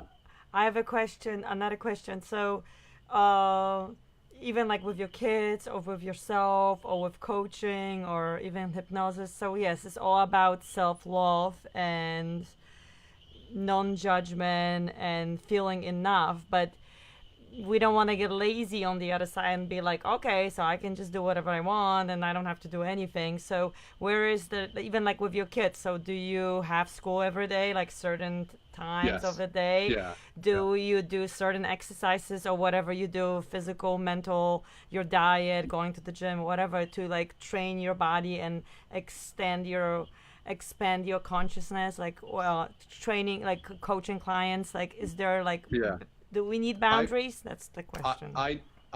Structure. Do we need structure? Absolutely, yes. Yes, we definitely need structure. And if you look at the stars, structure comes from Saturn, right? Chronos, time. And I'm a Capricorn rising. So Capricorn rising, Capricorn is connected to Saturn. So you have the constellation, and then you have the planet, and it's all about structure. So I'm a very structured person. Like, I'm very, sometimes kind of too anal with structure. I'm like, so, but I try to break out of that and not be as structured. But no, I believe structure is a very important process, because you need rhythm. Because what is rhythm?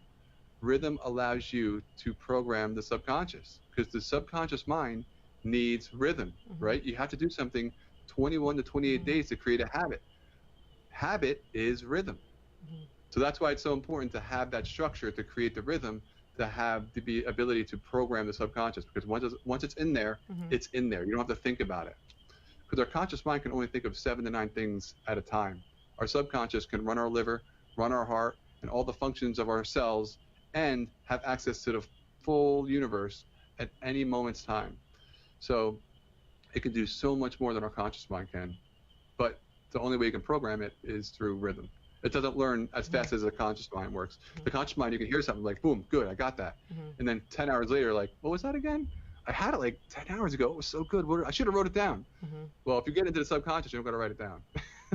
The conscious mind, you got to write it down. So, no, structure, I believe, is very important for rhythm. Yes. And healing. So would you recommend hypnosis for healing? Oh, of course. Yeah, because even if you're on your deathbed, right, and they say you have a year to live, you can program your subconscious mind to give you the best year of your life. So you can go into a whirlwind of, oh, I'm dying, this is it, it's it, it's over for me. Or you can program your life to experience the rest of your life to the best of your ability with the energy that you have. And programming the subconscious mind will do that for you, right? So I think it's as important as the healing itself, because if you want to be healed, you must see yourself as healed, right? You must experience the healing as it's possible. You have to know that it's possible first, right? So programming it into your subconscious that you have the ability to be healed can only help, right? It's not going to harm you. It could only help. So not only giving you the best year of your life for the last year, but giving you the potential of being healed. So I think accessing your subconscious mind for everything and anything you do is so critically important. It is. I mean, for anything. So for healing, yes. Like for you, for instance, you're saying you have this allergy thing. That's a biological experience that you're having, right? It's not. I mean, but once we get down, checked, and check is really nothing biological. Yeah. I mean biological experience. Yeah, but I think it's based like emotional. It definitely is. It's not my liver. It's not my. Yeah. Right. Yeah. So no, it's like I say biological, meaning it's a physical experience that you're having. Yeah, symptoms are biological. But our thoughts manifest physically and biologically through us, and I mean it's amazing. You can see girls who can't get pregnant, right? They can be hypnotized and get pregnant.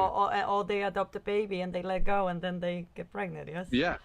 Well, some of the things that happen when the girls are growing up are they could have a boyfriend or a family member, a mother or father or a grandmother, who says that being pregnant is the worst thing in the world. It was the worst pain in the world. And they can associate that into their subconscious, like, I don't want to have a baby. I don't want that pain. And what happens is the subconscious mind goes, oh, you don't want a baby? I got that for you. I'll block it for you. No problem. But then they get older and they're like, oh, wait a second, I want a baby. But the subconscious mind has it locked down that you don't want a baby. You're not overriding that process. You start going for those in uteros, right, to get putting these chemicals into you so that you can make it happen, and nothing's happening because you have a subconscious block in there. So you go in there, you regress back to the time of when it happened, you figure out where it's coming from, remove that block, and boom, you get pregnant. So when people regress, like, to the moment, do they cry? Do they have all these different emotions, or sometimes just very, like, neutral? It could be different. Yeah. Well, no. Yeah. I mean, I think releasing is good, right? Releasing whatever it is, however it comes out of you, it's fine. Crying is fine. Just allowing it to let go, right? You're either going to hold on or you're going to let go. Certain things you want to let go. And the only way it's going to come through you is going to be an emotional breakthrough where the emotions come here in your gut. Oh, you can't see it, but the emotions come down here in your gut, and they come out of your eyes because we're made out of what? Water. Right? So how do the emotions work? They flood out of us. So emotions are good to release things. So it happens quite often where people cry. And like for my wife, we did a regression about a year ago. She was having, I'm not going to get into it, the whole thing, but she was having an issue with something that happened, and she didn't understand why. She's like, and she was like devastated for like 2 weeks, like just in bed, depressed, couldn't get out of it. I'm like, all right, let's do a little regression here. Let's see what's going on. We did a regression, and then it brought her back to her childhood, and she was 2 years old, and she had this experience. And when she had that experience, she experienced the experience again, and then she just came out of it, and she was bawling, like she was crying for a half hour, and then she's done, and she goes, holy moly, like I didn't even know that was even there. Like she goes, I had no idea that was there. And then we went back into the regression. I regressed her again, and then we changed it. We changed the picture, right? It's important to change the picture because the association now has nothing to associate to because that picture is gone. It's a different picture now because now she's older. She no longer has to experience that picture as a 2-year-old girl inside of her subconscious mind. She's an adult, and she can take responsibility and charge of that and say, I am me, and I am no longer attached to that association. I take control of my energy, and this is how I want to feel now about that. And that changes the whole entire block that she had there. And now she can experience that she had, and it's no longer going to associate the way that it did previous to her. That's so powerful. Yeah, crying comes out, and it's fine. Releasing is good. Holding on, not so good. Yeah. Some things you want to hold on to, but some things are meant to be let go. And some things we do have to let go. So I want to ask you, I always ask everyone these 2 questions,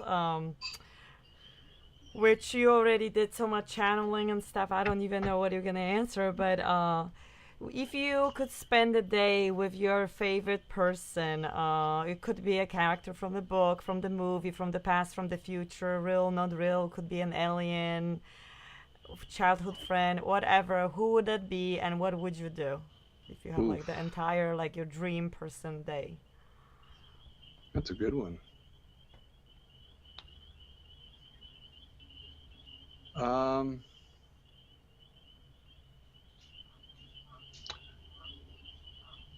I would say Buddha or Ra or Christ, like a being who has been a big influence in our life, right? I would just sit down and just absorb the experience and the information, like just the knowledge and the wisdom. That would be cool. But you don't want to go like ice skating with them? Like, you can also do something fun. Well, I play hockey a lot. So. Okay, you take them hockey? That's awesome. You hockey with Buddha and Christ and Ra. That's an amazing cartoon. Yes. Yeah, honestly, I love information. I know so you do. I think to just be in their presence and be able to ask some questions, doesn't matter where we are, that would be more than enough for me. But in my course, I talk about the avatars and what they are.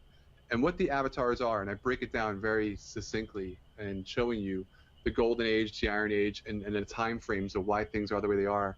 and the whole ascension process.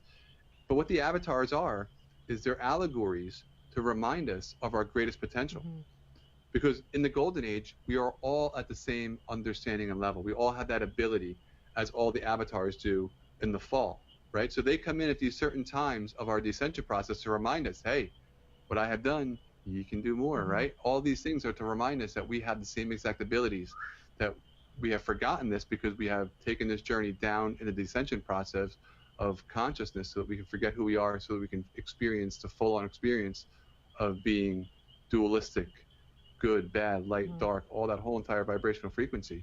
So really, that's what they are. So we in the golden age are all avatars. We just forget that as we descend down, and that's why they come back to remind us. So in this, where we are now, I would love to sit down with an avatar and get some updated information so I can excel faster. Because I'm always looking to excel as fast as I can. I thought you were gonna say Tesla or like Da Vinci. Who? I felt like you're gonna say like with Tesla or like Da Vinci, Leonardo da Vinci. Yeah, well, I think they would be over my head. Yeah. Honestly, if I spoke with Tesla, like I've read a lot of Tesla's work. If I sat with Tesla, I would just be like, I don't get it. like no, but this is like your dream day. Anything is possible. You would have get it. So it's, yeah. You know. I think what Tesla would be able to show me, and what Ra or Jesus or Buddha was, I mean, are way two different levels.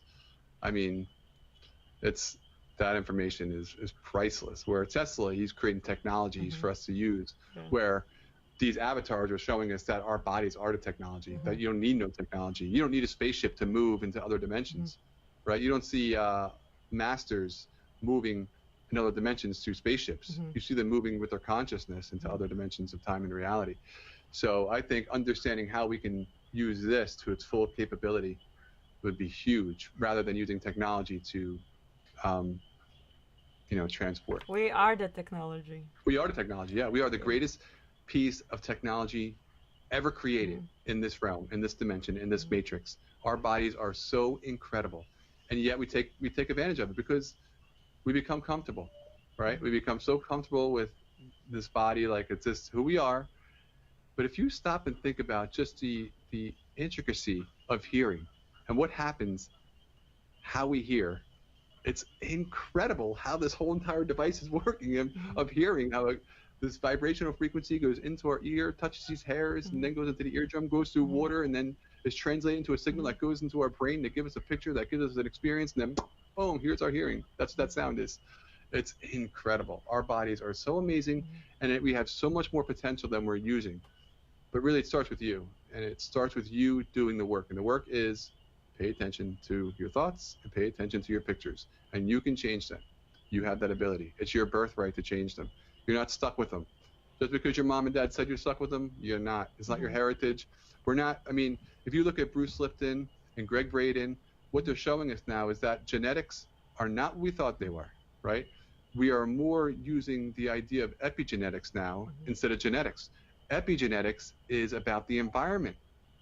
We're a product of our environment, right? We're not a product of the gene. The gene changes based on the environment. And who creates the environment? You. Through your beliefs, your attachments, your associations, you are creating the environment of your own physiology, your own body. So when we talk about DNA, we know that you can change DNA strictly by changing your thoughts. It's been documented, it's been shown. I mean, it's no secret anymore. We're moving into, you look in quantum physics. I mean, the science is there. Now we just have to apply that science in our everyday life. That's it. We just have to take the science and apply it, and get out of the idea that we are genetic beings stuck by our parents, and that we're going to have these diseases because our parents had them. That's all BS. We're just associating.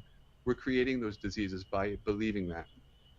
Yeah, sorry, my cat I think she's hungry. I think I have to cut her nail. She just poked me. I was like, ow. But anyway, she's listening. So that's awesome. That's amazing. And the last question, this is like a fun question. I mean, it's like for viewers and for people that know you but maybe don't know you or don't know you. So what do you like to do in your free time, like your hobbies and your interests? I mean, I know you love your work, but maybe something we don't know. Like, you like hockey, but I don't know, like fishing or something. I don't know.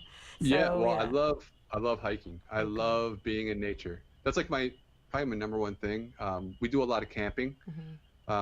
We camp spring and we camp in the fall every single year. We get big group, let's get together, we go camping. You come along with us, it's awesome. Where do you go, New Jersey, or where do you go? New Jersey, New York, Pennsylvania, yeah, let me upstate know. New York. Oh, it's we have the best times. But just being in nature is probably my favorite thing. Mine too. But I love playing ice hockey. I love meditation. I love yoga. And I love spending time with my family. That's probably. But now that they're getting older, it's tougher. Yeah, because now they have their own words, yes. Yeah, like we went on that cruise. It was kind of like, oh, do we have to go? Like, it's a cruise. What are you talking about? Yes, it's going to be awesome.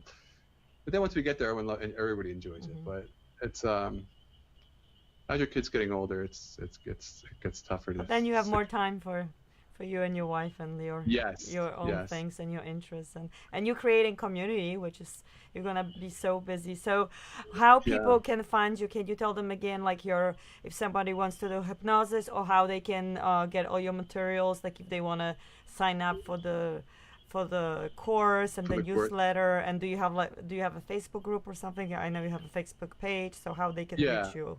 Give them all social media, which will be in the link, but just everything is in the links, but thesoulsdream.com is the site for the course where you can go and sign up.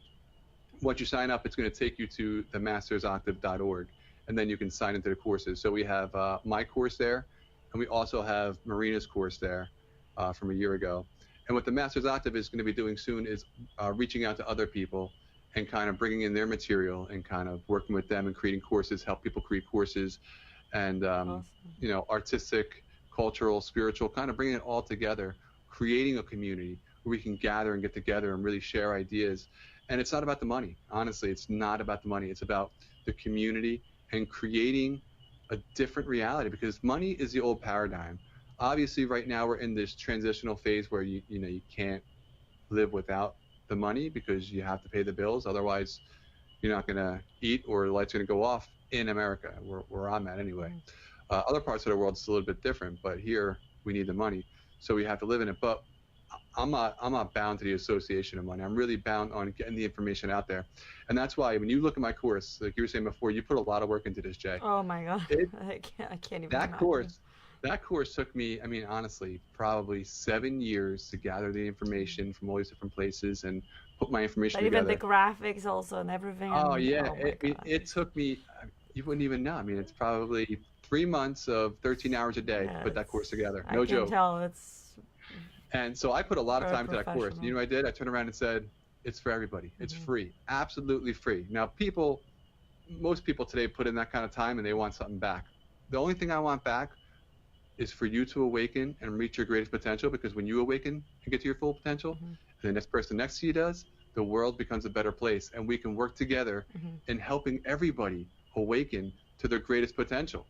That's the best thing, the best reward I can ever get from this course is people awakening and asking questions and tapping into this information and saying, wait a second, I'm actually not bound by these laws. I create my reality, and here's how I do it. And we can do it together. So that's really where I want to go with the course. And for people who can't afford the hypnosis sessions, the Masters Octave is a nonprofit organization, so we accept donations, and through those donations we can offset the cost for some people, and some people can get it for free, some people can get it for what they can afford. But the idea is to help people achieve their greatest them, and it's not about the money. It's about awakening humanity at this point in time. That's what it's about.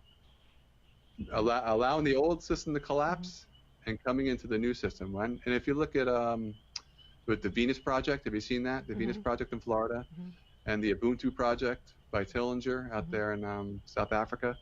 I mean, these are the communities that are going to start coming out where it's not about money. It's about community, and I am all about community. If I don't know you, you're my friend. If I know you, you're my family. And it's my philosophy. Like, I love, like, with all of my heart, because I know that each one of us is an aspect of each other. We're all here. We're all one. And once we understand who we are and the disassociations and the associations from our minds that we're separate are gone, we can really start tapping into our greatest potential together. Because there's power in numbers, right? One person, you have a lot of power. Two people is like the power of three. 3 is like the power of 6. Which you start getting into a group and really coming together. And that came through the Maharishi effect. You ever heard of that? The Maharishi Mahayogi effect? Sounds So the familiar. Maharishi, yeah, so Maharishi Mahayogi was the yogi who the Beatles got involved with in the 60s and 70s. And then they did some experiments in Washington, D.C., where they went in there and they did a full week meditation. And when they did the meditation, there was 1% of the population brought the whole city's crime down, hospital visits down. All these things started dropping because of 1% of the population. So we don't need 7 billion people. We only need 1% of 7 billion to make the whole entire reality shift. But what we have in our favor right now is the stars. The stars are playing a huge role in helping in this assistance. So it's very, very exciting. And for people who don't understand what the stars are, I break it down very good in lesson 4 and 5 on what the stars are. And people are like, well, that star could be something, maybe that's Icera Major or that's Big Dipper. But if you think about the stars, our whole entire life today still revolves around them, right? Our time is based on the sun. Our week is based on the planets, right? Sunday, Monday, Tuesday is Tu, the Norse god, which is Mars. So they're all based on the planets, and time is based on the position of the sun, and then our months are based on the moon cycle, the month. So our whole entire reality is still based on the stars. We just have disassociated it to the stars, and we think that it's a linear thing, but it's not. All our ancient cultures knew this, and we are starting to awaken and remember how to do it. And once we do that, it's going to be awesome, awesome, awesome, awesome. Yeah, it's awesome. The stars are in us. We starseeds, so all of us. Yeah.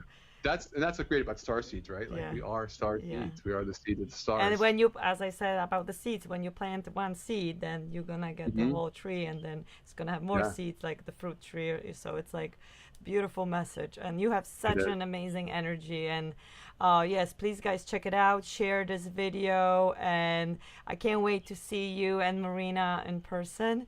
And I know I want to have you and your wife on another show talking about conscious parenting, like separately. I think that will be, because I know a lot of my viewers are parents, and some of them struggling with difficult, teenagers or whatever. And, I'm a teacher myself, so I think will be very interesting conversation. And I may have you back like few times, maybe once a month, and we can do like the session, going back to your course. I think that will be really cool too. But yeah, and then we'll bring in some practices, some NLP practices of moving certain things in our minds, and then even creating a sanctuary for ourselves. That's a good one. So maybe we can kind of tie that in. That'd be fun. That would be a little cool. meditation. Yeah, maybe we can do like an art project together or something, to make it fun and creative. That would be fun. And I'm gonna do a hypnosis with you. I can't wait for that. We're gonna talk. I'm very exciting. I'm gonna be very. That sounds very exciting. So so thank you so much. And I don't see any questions. Let me see. Somebody said mindfulness, but I think we've touched. So do you have like I think you kind of have the message at the end, but like a last word at the end, to. Thank you all. So thank you all for being you. I'm so grateful for having this opportunity to even talk to you, because you are so amazing. And thank you so much, for being you and for sharing your knowledge, for being so generous and creating all these courses and videos. And it takes a lot of work, and your staff is very professional. That's from like a artistic point of view. Like, I mean, it's not just like a camera in the dark room, like, somebody, is like looks really professional. So he really puts his heart and work and many hours into it. So it's incredible. So thank you. And thank you so much for watching, everyone. So I'm gonna post this on my YouTube and my website, and I'm gonna be interviewing more people, more interesting people. And from me, don't forget to eat fruits and veggies every day, whatever your diet is. And and have a wonderful evening. And what's your website again? Last time. TheSoulsDream.com and the MastersOctave.org. Okay, and mine is the olenkosKitchen.com if you want some healthy recipes. So thank you so much, Jason. And oh yeah, I forgot to say it. The frogs, those are the frogs that you guys hearing in the background. It's like it puts you in this like I love the sound. It's like very, you wanted to close the window, but I actually loved it. Yeah, yeah. Yeah, it's so nice. Where you frogs love very clean environment, so where you live, it must be very clean because they're very sensitive to the environment and toxins. Yeah. I don't know if you knew that about frogs. No, I did not, but Yeah, I have an amazing yard. yeah, I'm very blessed. good energy then because they don't. Yeah, they very very sensitive. So yeah, Cool. enjoy your night and try some self hypnosis or reach to Jason for a session and yeah, and hopefully we'll hope this will help you with on your journey with healing or whatever your journey is to the stars. I'm gonna say, don't hopefully it will help. It will definitely help. Definitely, yes. See, watching my words, yes. Definitely will help you. Okay, so Well, good thank you night. so much. Good night, Jason. Good night, guys. Okay, I'll talk to you Good night. soon. Bye Bye. now. Bye. Hold on. I didn't press the right button. Okay, good night.